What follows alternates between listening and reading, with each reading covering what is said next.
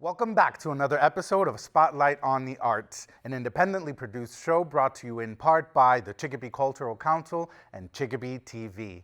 My name is Johnny Miranda, your host for the evening, and today we have an amazing show. We meet Jordan Bleau, a blues artist and musician from Western Massachusetts who's here to entertain us, not just with his music, but with his story. Tune in next.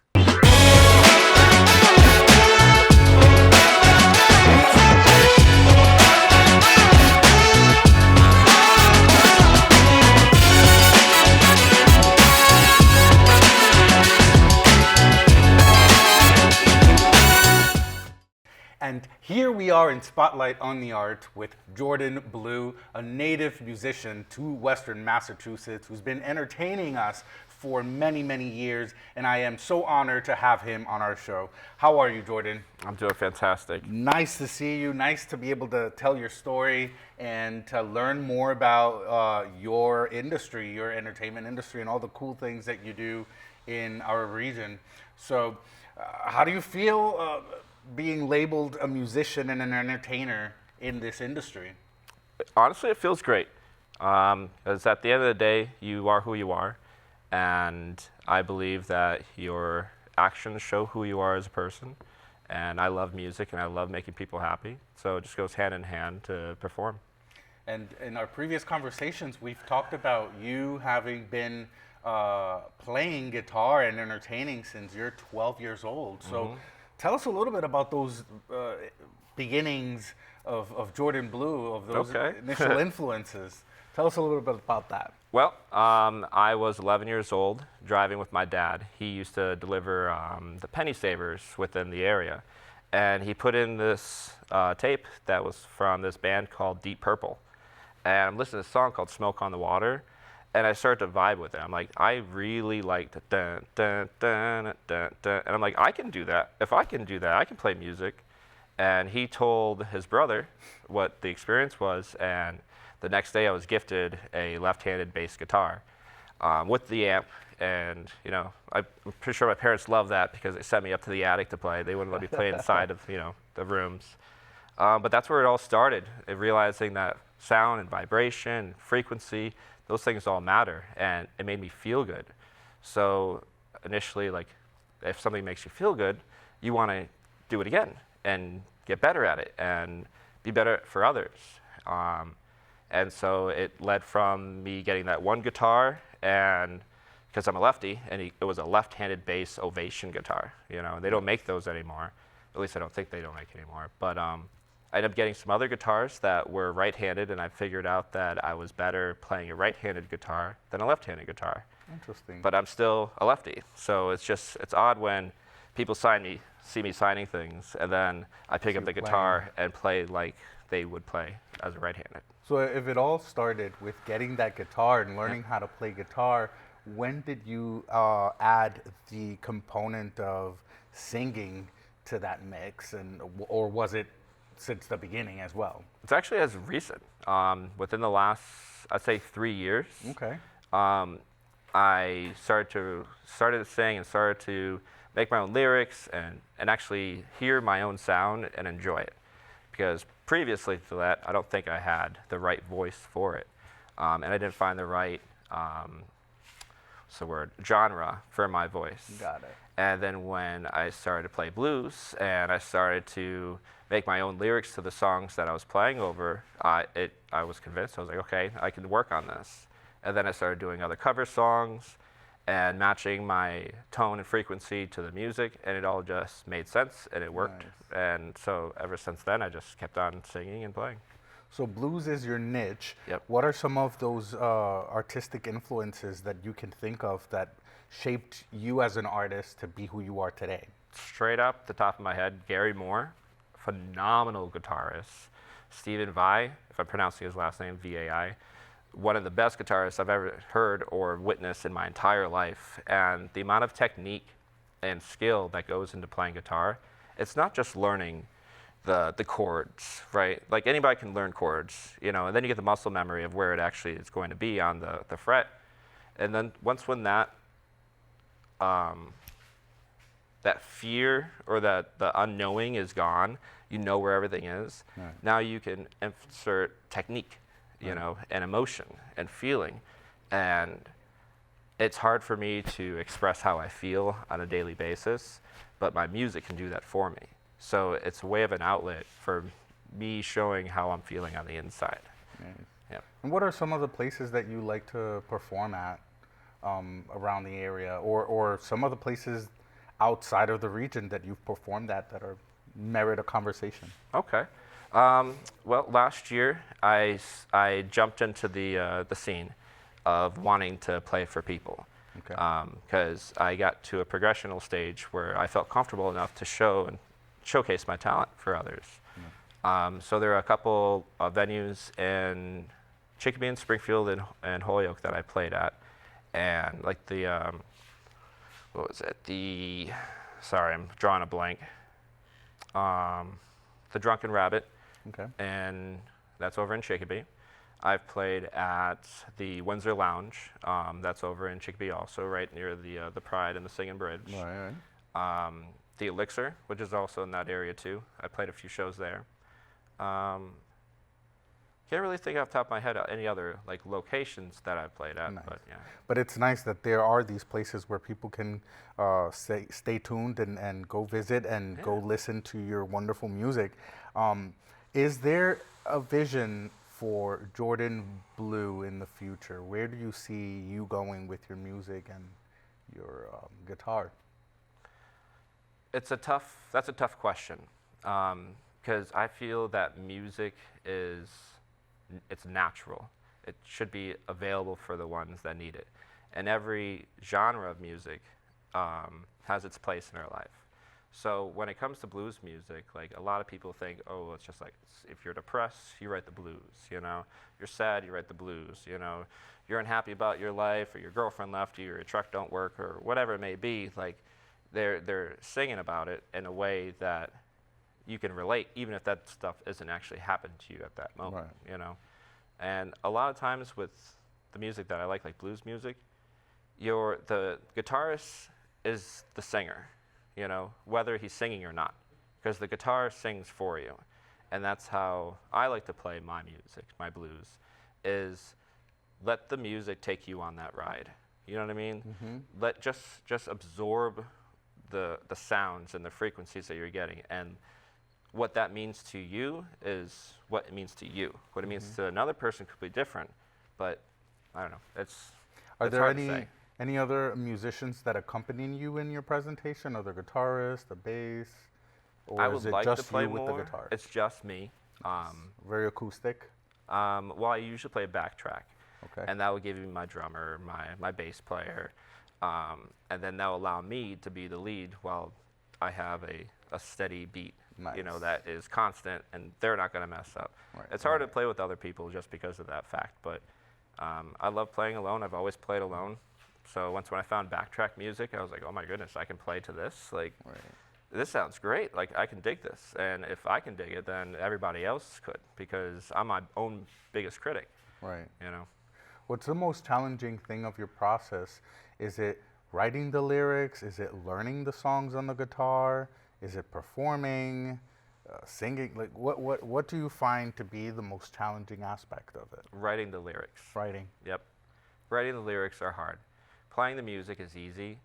And honestly, actually, no, the writing the music isn't as hard as it may sound, because it just comes to you in that moment. Right. So, like, if I pick up the guitar to play, it's probably because there's something going on in my life that I need to figure out. And the music will find a way to therapeutize Right. the experience. So the words kind of write themselves in that sense, that if you're playing with emotion, it's tied into Right. your internal thoughts. That's interesting. Have you? I know that we talked earlier about a story of a guitar that you had, and then you kind of lost, and then you were able to come across it again. I'd love for our audience to hear that story, you know, because I believe that you've been chosen by that guitar. So would you please Sure. narrate it for us? Absolutely. When I was 12 or 13, I got my first acoustic guitar, and it was a classical Spanish guitar. and it had the wide fretboard and the nylon strings, and I love that specific sound that comes from that guitar, but obviously there's so many other different ones out there, so I'd buy different guitars along the way. When I turned 18, I got married, and I moved to Pennsylvania. During that time, I was like, you know what, I'm going to give this guitar that I don't use anymore to my sister. Excuse me. I moved away. My sister ended up selling it, and I have 6 brothers, and one of my brothers, Ryan, who was living in Arizona, can I start over again? Go ahead. Okay. She sold the guitar. He ended up finding the guitar years later at a garage sale, and he knew by the look of the guitar that this was my guitar without a doubt in his mind. Sent me a picture, and I couldn't believe it either. I'm like, that is my guitar. But I was living states away from him, and I wasn't able to get access to it. He ended up moving to Arizona with it, while I'm in Pennsylvania. My brother John, who's living in North Carolina, drove over to meet and visit on vacation with my brother. He ended up giving it to him. He couldn't believe either that this was actually happening. He brought it back to his place in North Carolina. I ended up moving back up to Massachusetts, and we had an exchange, and he handed it to me. And I'm now 37, and I've had that guitar since I was 12, 13 years old. Wow, that's amazing. And it found its way back. And I call it my go everywhere guitar because it goes everywhere with me. Nice. It's not the prettiest thing in the world. It sounds great, and that's all that matters. And it stayed with me the entire time. That's a wonderful, wonderful story. You were chosen by that guitar. Yeah. So out of all the places you've been in, Pennsylvania, Nashville, where do you think is the hypest scene for music? Totally Nashville. Nashville? Definitely Nashville. Because a lot of people, when I tell them that I live in Nashville and I was making music videos and commercials and hanging out with musicians down there, that they think it's all country music. And that's not the case at all. Right. Like a lot of country artists, that are trying to become somebody will go to Nashville hoping that they'll get seen. But the music scene there is for everybody, absolutely everyone. And depending on what genre you like, you can just go to a part of the town, and experience all different music. Nice. And you are a musician, you write, you compose, but you also have dabbled in videography. Tell us a little bit about that and how that connects to your creative process and your other entrepreneurial endeavors. Okay. Absolutely. I love telling a story, and there's a lot of different media way to tell a story. So in film, let me back up. I was a photographer first, and my images would tell stories. So my point of view of taking a photo is not just a photo. It needs to mean something. There's got to be some character behind it. There's got to be a story behind it. And when my brother David asked if I would come help him out with his video company, I thought it'd be a great transition because I'm used to making stories through one image. Now I can make a story through thousands of images. Right. And I was also their editor at the time too, so I shot with the idea of editing in my mind.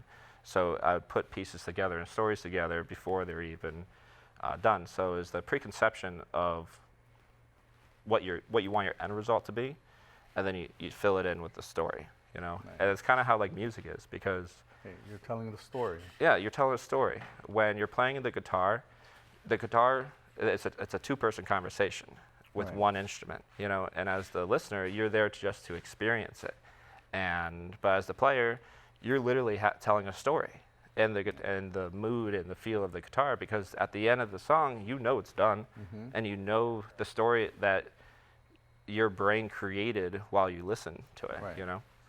So I know that when I was younger, I tried learning how to play guitar, and I just became very frustrated with the speed with which you had to change your fingers, and then you had to press the chords in a certain way, or else you'd be pressing 2 chords and it wouldn't just sound right. Yep. And it was a little bit frustrating for me, I'm not going to lie. What would you tell individuals like myself in the past that are trying to get into playing a guitar and songwriting and performing, but then encounter certain frustrations and they kind of give that up. What Yeah. would you tell them? Well, the first thing I think about is the hands. You know, this is your fingertips. You know, like my fingertips are extremely hard, and it's from years and years and years of playing that builds up calluses. Now, when you start first learning how to play, it's painful because those strings they cut at your fingertips. So no matter how much you're willing to learn how to play, your hands can only take so much. Right. So practicing an hour or two a day, right?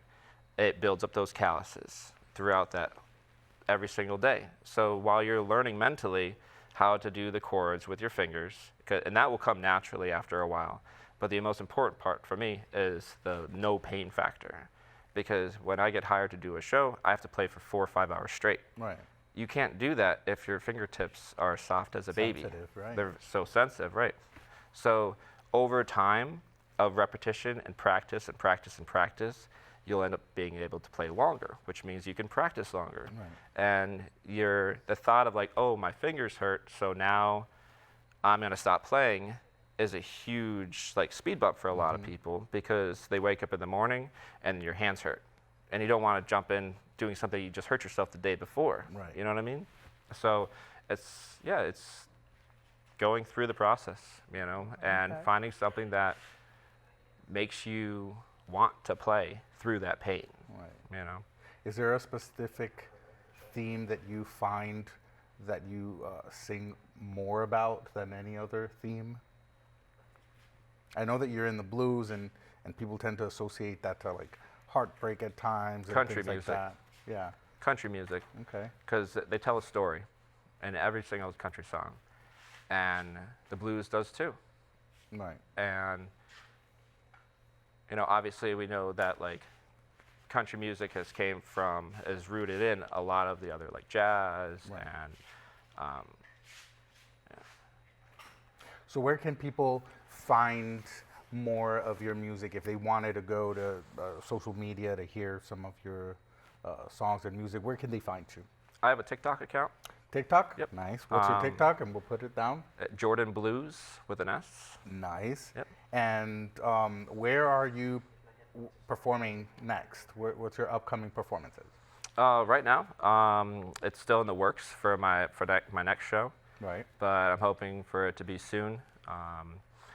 I kind of got off a little track earlier in the wintertime, you know, Right, not right. booking too many shows, so I'm kind of like getting, you know, back into the swing of things because of that. So if people wanted to book you, how can they find you? They can reach me through my Facebook, Jordan Bleau, my TikTok also, Instagram, I have it also there too, is Jordan Bleau. Very well. And we'll have that on the lower third, so you out there can make sure to find Jordan, listen to his music, and book him. It's important for us to book our living artists and give them a platform so that they can continue to do art and create and give us joy with what they bring to the table in the music. If there is anything that you have learned throughout your journey as a musician, what would that be? Be yourself, because there's like 8.7 billion people out there, and Right. there's only one of you. Right. So don't try to be like anybody else, and be yourself, because self-expression is what it's all about. Right. That's all that matters. Like if you're not good at playing music, you know, keep doing it. Maybe do it in private. You know, don't do it around other people until you feel comfortable. And that's what I did for a while, until I felt comfortable. There's actually a prime example. A couple years ago, a friend gave me an electric guitar, because mainly I was just playing my acoustics. And